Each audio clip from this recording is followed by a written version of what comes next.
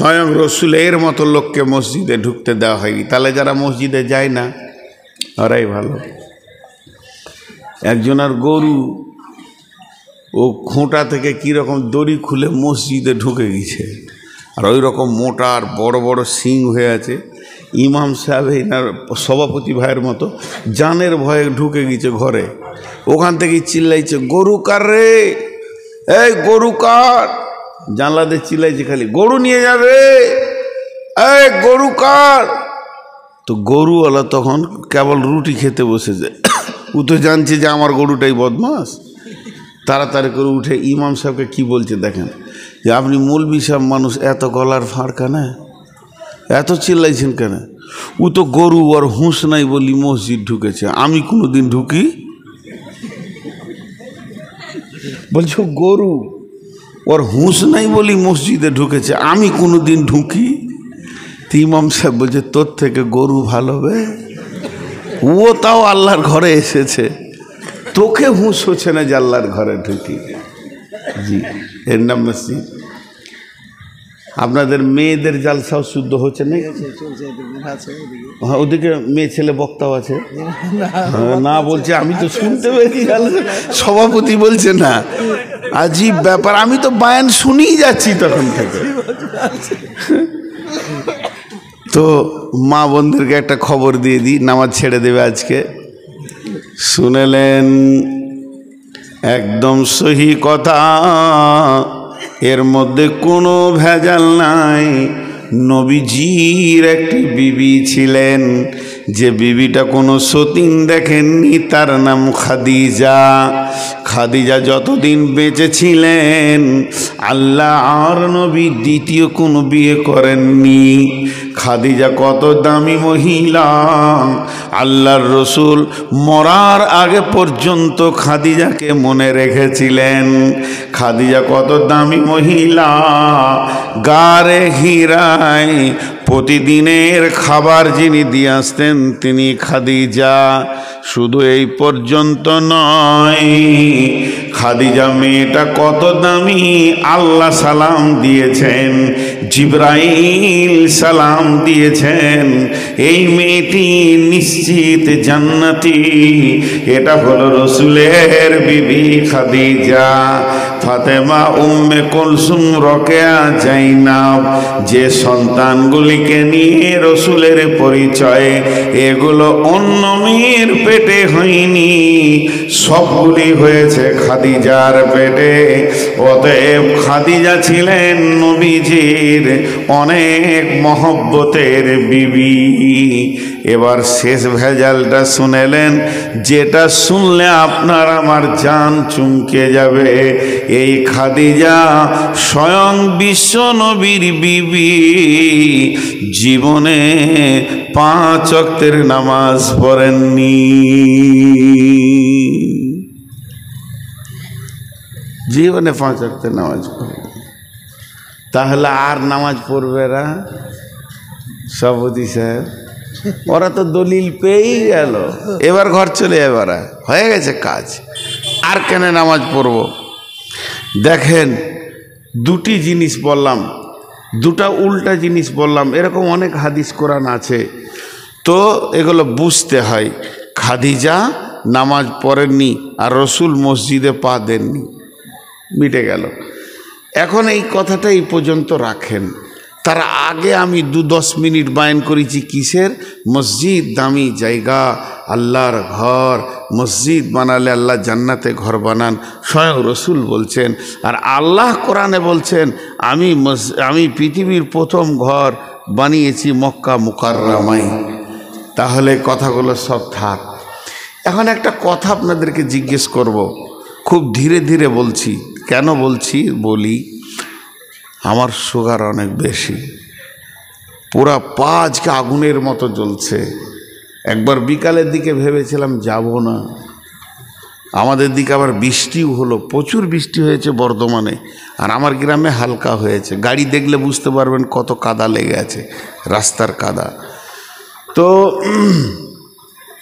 সেই কষ্টে এসেছি। জ্বরের ভাব ছিল গতকাল, কাশি এখনো বন্ধ হয়নি। কিন্তু ওয়াদা খেলাপ করা অভ্যাস নাই, তাও আমি ধীরে ধীরে চালাতে রয়েছি এবং পিওর একটা সাবজেক্টের উপরে কথা বলছি, মসজিদকে কেন্দ্র করে। আপনারা ধৈর্যের সঙ্গে শোনেন। তো দুটি জিনিস আপনাদের ভিতরে কৌতূহল থেকে গেল, মেয়েদের ভিতরে একটা, পুরুষের ভিতরে একটা। কৌতূহলটাকে আগে পরিষ্কার করে দিই। ইতিহাস আপনাদের স্কুলে, কলেজে, ইউনিভার্সিটিতে, প্রাইমারি স্কুলে, হাই স্কুলে, কলেজে, হাই মাদ্রাসায় সব জায়গায় একটা সাবজেক্ট হয়, সেই সাবজেক্টটার নাম হলো ইতিহাস। হয় কি হয় না? আপনাদের এখানে হয় কি হয় না? সভাপতি মুখ খুলছেন, একটা অত বড় আলিম মানুষ, আর আপনারা একটু মুখ খুলছেন না। মনে মনে কেন এরকম চুপ আছেন? একটু মুখ খুলেন। ইতিহাস হয়। তো ইতিহাস মানুষের কি লাগে, কাজে লাগে? আমি বুঝে আসি না। এই ভাইয়ের সঙ্গে আমার অনেক ঝগড়া, আজ থেকে ধরেন 6 মাস আগে ঝগড়া, কথাবার্তা নাই। দুজনই আলিম, হতেই পারে, শয়তান কি লাগবে না? আলেম মানি কি ফেরেস্তা? এত ঝগড়া যে ওর কাছে আমি দাঁড়াই না, উনি আমার কাছে দাঁড়ান না। তো যাই হোক, একরোলের লোক বলছে 2 আলেমের মধ্যে এইরকম থাকবে, এটা তো ভালো নয়। যে 10 লোক বসেছে 2 আলেমকে নিয়ে, তো উনি বলছেন আমাকে নূর মোহাম্মদ সাহেব অপমান করেছেন। আমি বলছি আমি করেছি একা, আপনি কি ভালো মানুষ? এই যখনই পূর্বের কথা তুলতে গেছি, তখন ওখানকার 10 লোক বলছে দাঁড়ান দাঁড়ান মৌলভী সাহেব, দুজনেই দাঁড়ান দাঁড়ান দাঁড়ান দাঁড়ান। পেছনে যেটা ঘটে গেছে ওটা ছেড়ে দেন, ও কথা আর তুলিয়েন না। কথা তুলাতুলি হলে এত কথা বাড়বে যে নিষ্পত্তি আসবে না। বিধায় আপনি ওকে মাফ করেন, ও আপনাকে মাফ করে দেবে, মুসাফা করে নেন। আগে জীবনে যেন এটা আর না ঘটে, এইটা নিয়ে কথা হোক। তাহলে ইতিহাস কোনো কাজে লাগে না। এতগুলো লোক মুখ খুলে না, ইতিহাস কোনো কাজে লাগে না, অথচ ওই সাবজেক্টটা পড়ানো হয়, খুব গুরুত্ব দিয়ে পড়ানো হয়। শুধু কলেজে কোরআনে 10 পারা ইতিহাস ভরা আছে, শুধু ইমানদারদের বেঈমানেরও ভরা আছে। ফেরাউন, নমরুদ, হামান, উবাই ইবনে খালফ, আব্দুল্লাহ ইবনে উবাই, উবাই ইবনে সলুলের নামে আয়াত নাজিল হয়েছে। জঘন্য জঘন্য লোকের ইতিহাস কোরআনে আছে, যাদের নাম শুনলে মানে বমি আসবে, ঘৃণা আসবে, সেরকম ইতিহাস আছে। তাহলে ইতিহাস কোনো কাজে লাগে? আরে হ্যাঁ না বলে না, লাগে না। আচ্ছা, ইতিহাস যদি কাজে না লাগে তাহলে 50,000 টাকা ধার দেন, 2 মাস পর চাইলে বলবো ওটা ভেজাল কথা, ভুলে যান পূর্বের কথা, ছাড়বে। ইতিহাস 4টা কাজে লাগে, মুখস্থ করেন। ইতিহাস 4টা কাজে লাগে। নাম্বার 1, ইতিহাস ভবিষ্যতের প্রেরণা বানাই। যখন আপনি সাহাবীদের ইতিহাস পড়বেন, ভালো মানুষের ইতিহাস পড়বেন, সোনালী মানুষ যারা পৃথিবীতে বিখ্যাত মানুষ, তাদের ইতিহাস যখন পড়বেন, তখন আমি ওই যুবক, ওই ছেলেটা এখন থেকেই লক্ষ্য বস্তু বেছে নেবে। ওই লোকটা যদি ভালো ছিল, আমিও ভালো হতে পারবো। এর জন্যে সে উদ্যম নিয়ে পড়াশোনা করবে, ইতিহাসকে তৈরি করবে নিজের জীবনের। এর জন্যে 1 নম্বরে ইতিহাস জীবনের ভবিষ্যতের প্রেরণা দেয়। 2 নম্বর ইতিহাস কি লাগে? ইতিহাস 2য় নম্বর যেটা লাভ করে, ভবিষ্যৎকে সাবধান করে দেয়। যখন ফেরাউন, নমরুদ, হামান, বড় বড় কুখ্যাত ডাকাত, কুখ্যাত যারা পৃথিবীর বুকে বেঁচেছিল, জন মানুষকে কষ্ট দিয়েছে, ওদের ইতিহাস যখন পড়বে, তখন নিজেকে তার থেকে সাবধান করবে যে এই লোকগুলো কখন কার ফেরাউন মারা গেছে, মানুষ এখনো তাকে ঘৃণার চোখে দেখছে। অতএব আমি ফেরাউনের মত লিব না। তাহলে আমি যদি একরোলে বাস বাস করি আর ওই ফেরাউনের মতো আচরণ করে যেদিন আমি মারা যাব মানুষ আমাকে ঘৃণার সঙ্গে নাম নেবে। অতএব আমি ওই রাস্তাটা ছেড়ে দিব, মুসার রাস্তাটা ধরব। তাহলে ইতিহাস 1 নম্বরে কি করে? ভবিষ্যৎকে সাবধান করে। 2 নম্বরে কি করে? ভবিষ্যতের প্রেরণা জমায়। 2টা হলো। নাম্বার 3, ইতিহাস কি করে? পরিস্থিতিকে কন্ট্রোল করে। ইতিহাস কি করে? পরিস্থিতিকে কন্ট্রোল করে। আর 4 নম্বর, ইতিহাস মাফ করতে জানে না। আল্লাহ মাফ করে কিন্তু ইতিহাস মাফ করতে জানে না।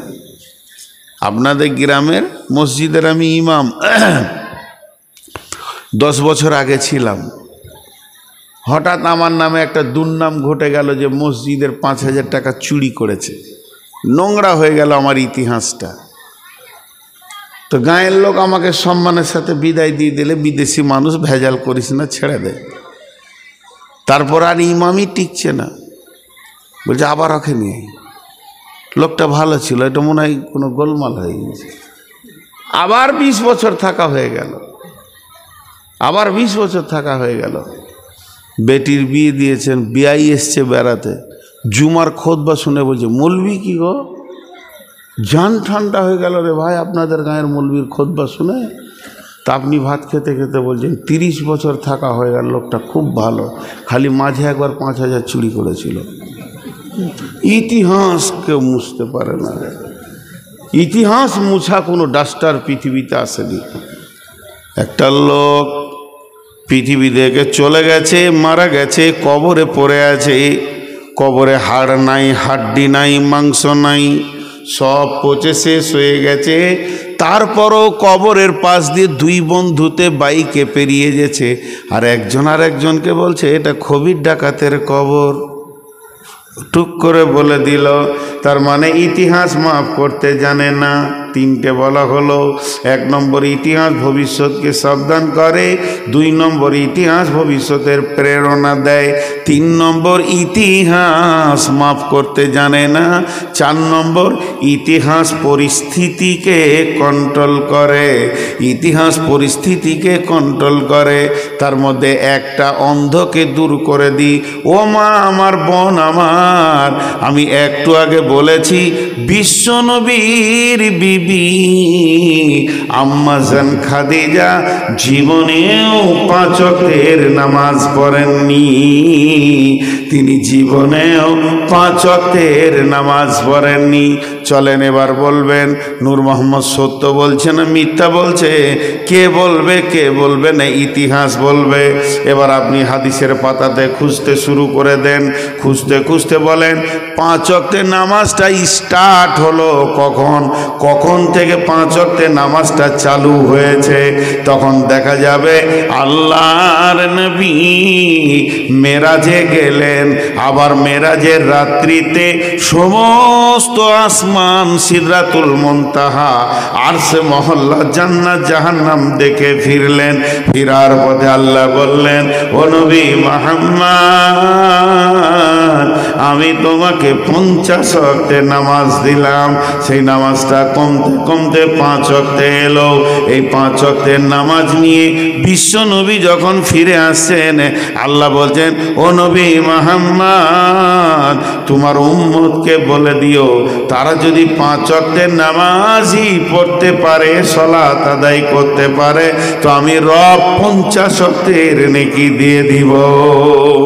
এবার বিশ্ব নবী ওখান থেকে ফিরলেন। তাহলে ওই ডেটটা কত, তারিখটা কত, সবে মেরাজে যে গিয়েছিলেন সেই তারিখটা কত? তো আম্মাজান আয়েশা বলছেন আমি হলাম সব থেকে সৌভাগ্যবতী মেয়ে, যেহেতু আল্লাহর নবী যেদিন মেরাজ হয় আমার বিছানা থেকে হয়েছে। নবীজি আমার কাছে শুয়েছিলেন, আমার কম্বলে ছিলেন, নবীজি ছিলেন আমার বালিশে। ওই রাত্রিতে নবীজির মেরাজ হয়েছে। তার মানে বিশ্ব নবী মেরাজ হয়েছে আম্মাজান আয়েশার বিছানা থেকে, মক্কা মুকাররমা থেকে। তাহলে এখান থেকে বোঝা গেল আম্মাজান আয়েশা বলছেন আমি খাদিজাকে সতীন হিসেবে দেখিনি, খাদিজার কথা খালি রসুলের কাছে শুনেছি। তার মানে নামাজের কথা যখন এসেছে আসমান থেকে, যেদিন থেকে 5 ওয়াক্তের নামাজটা চালু হয়েছে তার আগেই খাদিজা দুনিয়া থেকে চলে গেছেন, মারা গেছেন, পৃথিবীতে বেঁচে ছিলেন না। তার মানে যতদিন খাদিজা বেঁচে ছিলেন অতদিন 5 ওয়াক্তের নামাজ, পর্দা এগুলো আসমান থেকে আসেনি।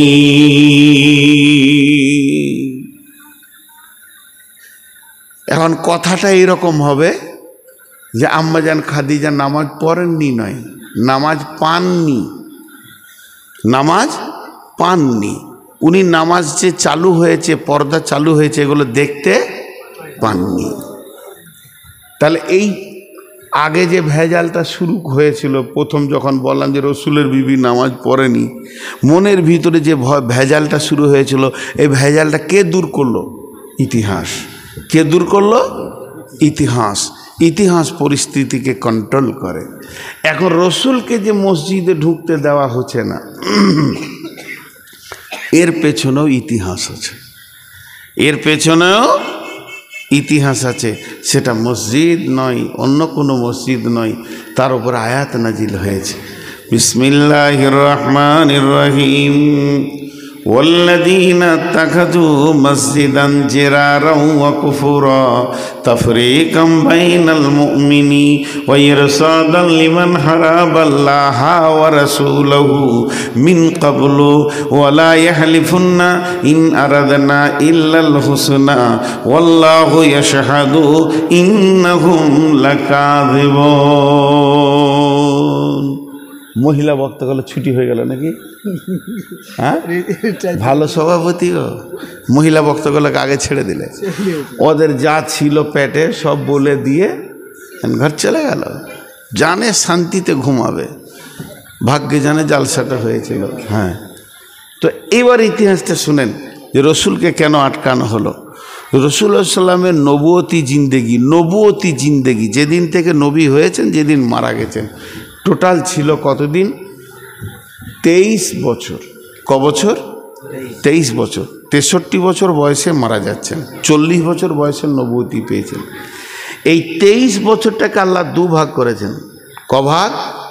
দুভাগ, সমানভাবে নয়। 10 থেকে 11 বছর মক্কা, আর 11 থেকে 12 বছর মদিনা।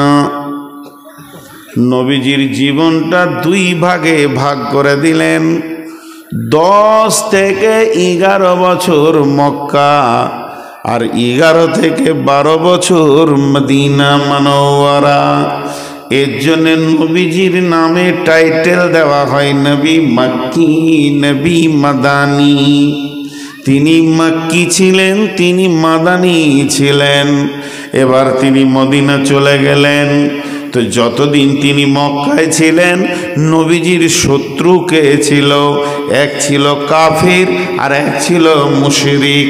একটা ছিল কাফির আর একটা ছিল মুশরিক। মুনাফিক ছিল কিন্তু খুব দুর্বল। আর যেদিন নবীজি মদিনায় চলে গেলেন, সেই দিন নবীজির বড় জানি দুশ্মন কে হলো? না মুনাফিকেরা হয়ে গেল। বিশ্বনবীর পেছনে যত কষ্ট দেওয়ার চিন্তা, মুনাফিকদের শুরু হয়ে গেল। আর মুশরিক কাফেররা বহু দূরে মক্কায় পড়ে গেল। কেমন? রাসূলুল্লাহ সাল্লাল্লাহু আলাইহি ওয়াসাল্লাম মক্কা থেকে মদিনা চলে গেলেন। এই ওই ওই তোরা বস বস, 5 মিনিট বস বস। পুরা দল তোদের একটা ভেড়ার মতো, ভেড়া যেমন একটা সর্দার থাকে, উঠলি ঝেড়ে উঠে যায়, তোরা দুবার ওই রকম করেছিস। পেচ্ছাপ লাগবে তো ওইখানেই ছাড়বি। আজকে আমার বায়ান শেষ না হওয়া পর্যন্ত তোরা উঠতে পারবি না। যদি বুঝে না আসছে তো চুপচাপ করে পাবজি খেল, তাও বসে থাক। হ্যাঁ, তোরা উঠছিস তো পুরো দল, কাকে যে ধ্বংস করছিস আল্লাহ জানে, একদম ওখানে বসে থাকবি, উঠবি না।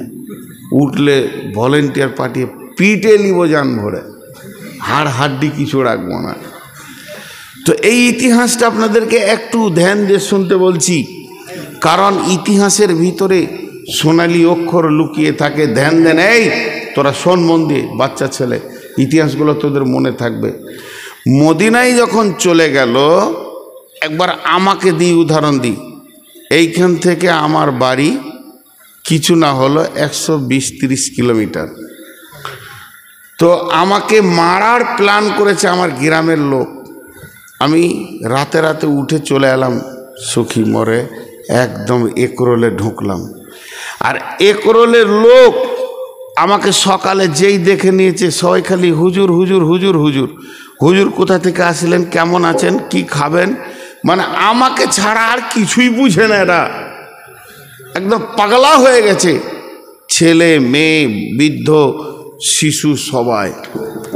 বলেন, ছেলের বিয়ে দেবে তাও আমার সাথে পরামর্শ, মেয়ের বিয়ে দেবে তাও পরামর্শ, কাজে যাবে তাও পরামর্শ, কাজ থেকে ফিরে আসছে তো আগে হাত মুখ ধুয়ে দেখা করি, মৌলানা কেমন আছে। গোটা এলাকার মানুষ পাগলা হয়ে গেছে। সবাই সহ্য করতে পারবে? বলেন, সবাই পারবে?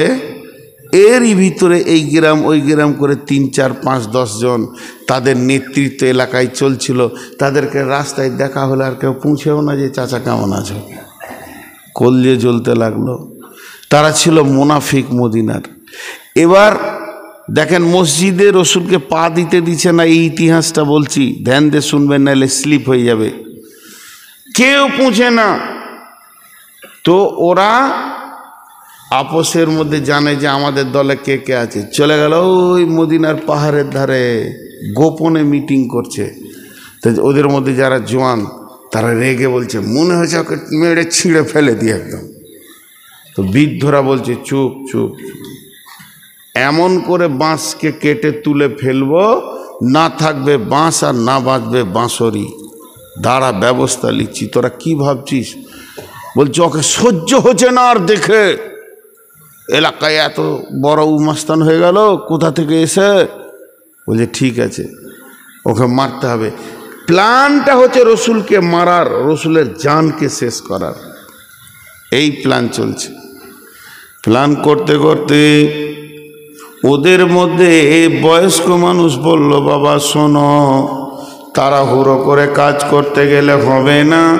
এখন যদি ওর বিরুদ্ধে মুখ খুলবে, মানুষ ওকে নিয়ে পাগলা হয়ে আছে, তুমি চাটনিতে জুটবে না।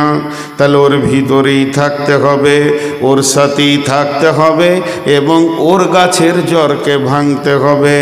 এরা হলো মুনাফিক।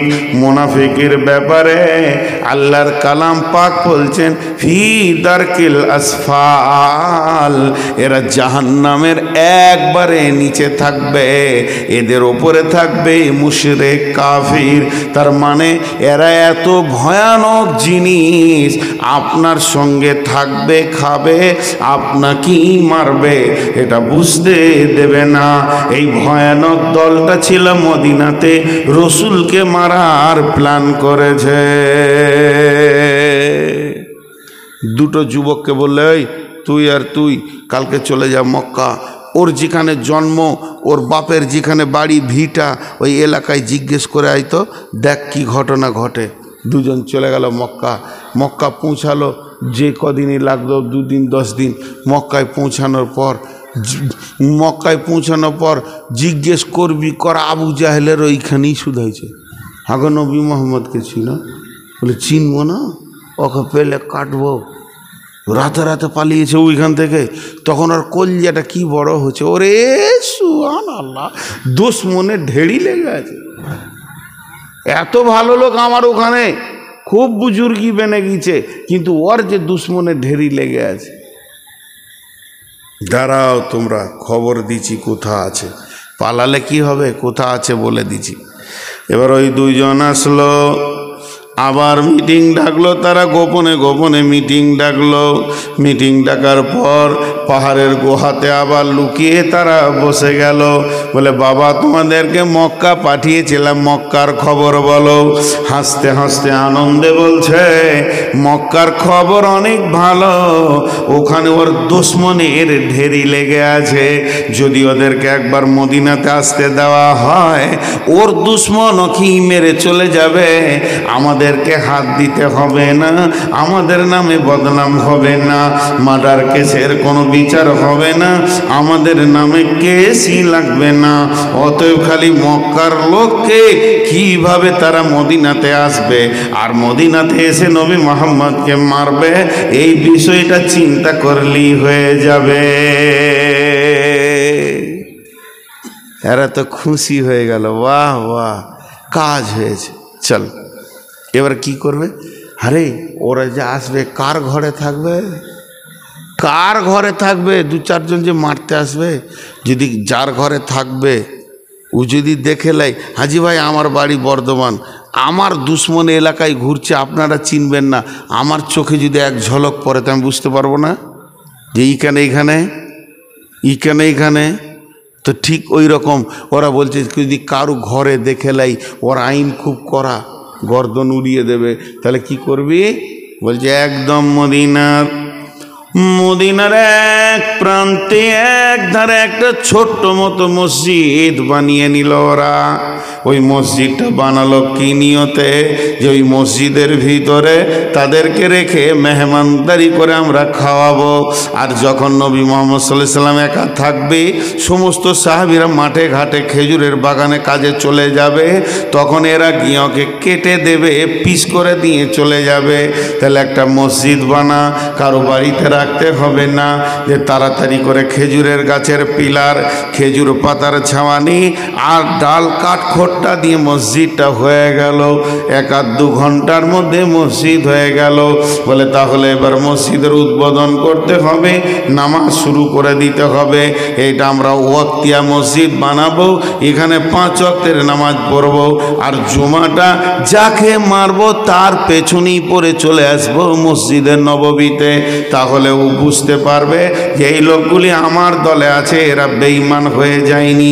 কিন্তু তলায় তলায় আমরা ওই দুশ্মনদেরকে নিয়ে এসে আমাদের 5 ওয়াক্তের মসজিদে রেখে দিব, আর এখান থেকে নবী মুহাম্মদকে মেরে দিয়ে চলে যাবে। বাপরে, কে বিড়ি খেয়েছে গো? প্রচন্ড গন্ধ, এই পেছনেই খেয়েছে। আরে বাপ, তোকে কি বিড়ি এখনই খেতে মন গেল? তোর লজ্জা শরম হায়, ওকে ধরে নিয়ে আয় তো। হ্যাঁ, খেছে না? না বললে হবে না, আমার নাক রে, এটা বিভৎস গন্ধ আসছে।